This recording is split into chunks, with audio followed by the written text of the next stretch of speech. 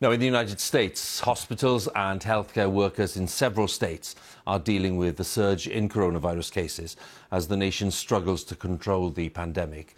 The state of Texas has now joined New York, Florida and California by recording more than 400,000 cases. And our correspondent Larry Madowo has been inside a coronavirus unit in the city of Houston, where doctors say they are adopting a new approach to treating patients.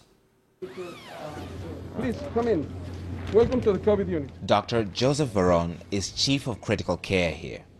Most of the hospital has been taken over by coronavirus patients. This old ward was converted into a COVID-only ICU, but within a week, they ran out of space and expanded. They now have 3 COVID units.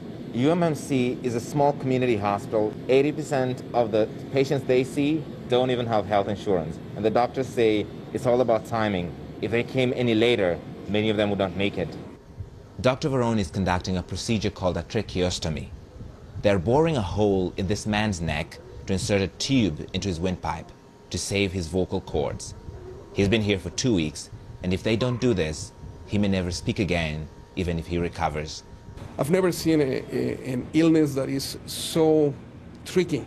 Every day I get surprised with corona. Every day there is a new thing, something new comes out. The days are long and lonely for the patients here, with no family or visits allowed. The patients can only identify who's attending to them by the pictures hanging on their necks. We're going to go and see Christina.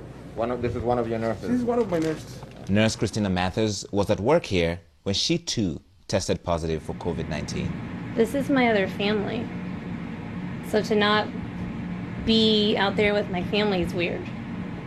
To be on this side, it's like I'm still asking them what I can do.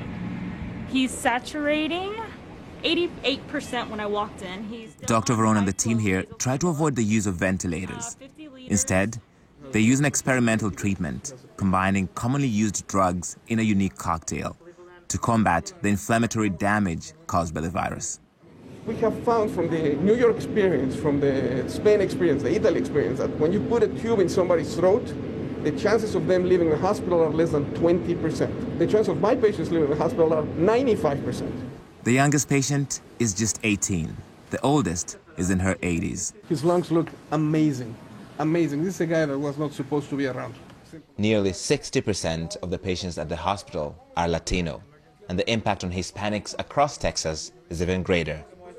Efrain Guevara, a professional chauffeur, is almost heading home, but he does not plan to return to work anytime soon. He tells me coronavirus is real, and people who don't take care of themselves will die. The medical team describes this as a good week. Patients are improving here, but more than 1,000 people die of coronavirus every day in the US, and cases are rising in at least 30 states. Larry Madowo, BBC News, Houston.